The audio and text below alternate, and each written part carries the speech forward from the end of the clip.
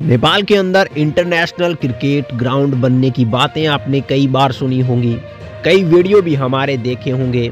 कभी आपने देखा होगा कि प्राइवेट कंपनी बना रही है, कभी सरकार अपने ऊपर जिम्मेवारी ले रही है। लेकिन अब की बार मैं कह रहा हूं कि 100% अब सबसे फास्टेस्ट तरीके से नेपाल के अंदर इंटरनेशनल क्रिकेट स्टेडियम बनने वाला है। नमस्कार, मैं पीएम डीएनएस सिंह और आप देख रहे हैं कमाल यार।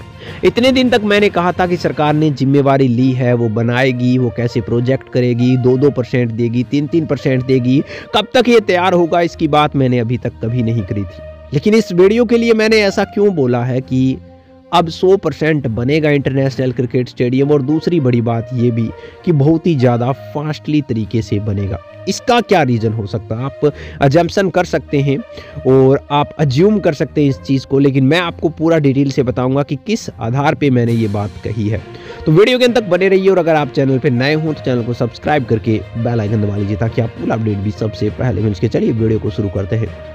अगर कोई कंपनी एक कंपनी बना रही है किसी चीज़ को, तो वो अलग बात है कि अगर बड़ी कंपनी है तो वो जल्दी से जल्दी प्रोजेक्ट को कंप्लीट कर दे। लेकिन अगर एक संस्था बना रही है तो ज़रूरी नहीं है कि वो प्रोजेक्ट जल्दी से कंप्लीट हो जाए, क्योंकि उसके खुद के क्राइटेरियाज होते हैं, उसके पास इतना पैसा नहीं होता।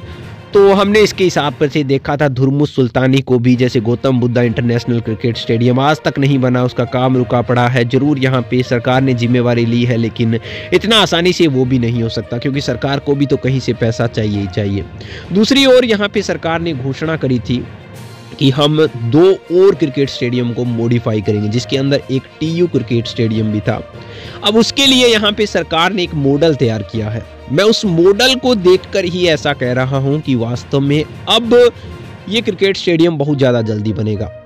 यहाँ पे सरकार ने, या फिर ऐसे कहें कि प्रधानमंत्री पुष्प कमल दहल प्रचंड ने राष्ट्र को संबोधित करते हुए घोषणा करी है कि टीयू इंटरनेशनल क्रिकेट ग्राउंड है, उसका मॉडल अब पीपीपी मॉडल के आधार पर बनाया जाएगा। यानी कि उसके ऊपर जो कार्य होंगे वो पीपीपी मॉडल पर होंगे।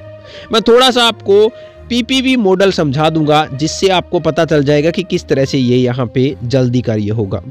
तो यहाँ पे क्या होता है कि गवर्नमेंट और प्राइवेट कंपनियों की साझेदारी होती है। इसके साथ साथ इसके अंदर पब्लिक भी पार्टनरशिप करती है। एक छोटा सा मैं उदाहरण लेता हूँ या फिर एग्जाम्पल लेता हूँ।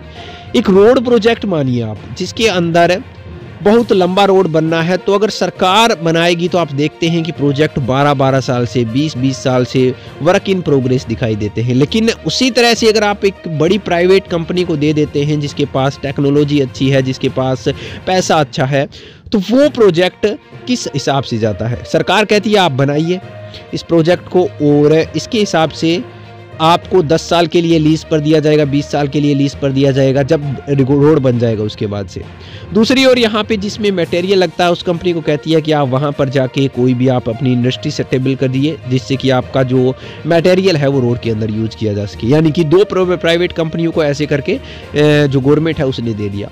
अब रोड बनाने वाली कंपनी क्या करेगी? उसे पता है कि जितना जल्दी काम पूरा होगा उतना ही जल्दी वो अपना पैसा वापिस वसूल कर सकते हैं या फिर इससे कमाई कर सकते हैं। तो वो जल्दी से जल्दी कार्य करने का सोचेगी। तो रोड को बना दिया 1 साल के अंदर। जो रोड सरकार बनाती कम से कम 10 सालों में, उसे 1 साल में निपटा दिया।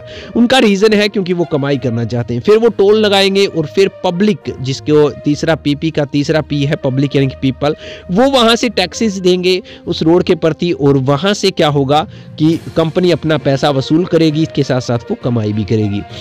यानी कि रोजगार भी जनरेट हुआ।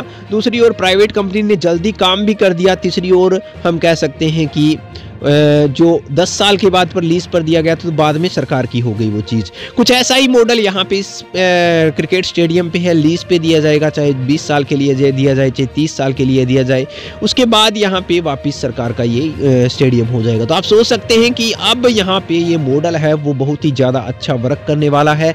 पीपीपी के हिसाब से हम कह सकते हैं कि कोई भी कंपनी आएगी वो जल्दी से जल्दी कार्य पूरा करने का सोचेगी, ताकि वो जितना जल्दी इन्वेस्ट करे उतना जल्दी वापस निकाल भी सके। ये उनका फंडा रहता है।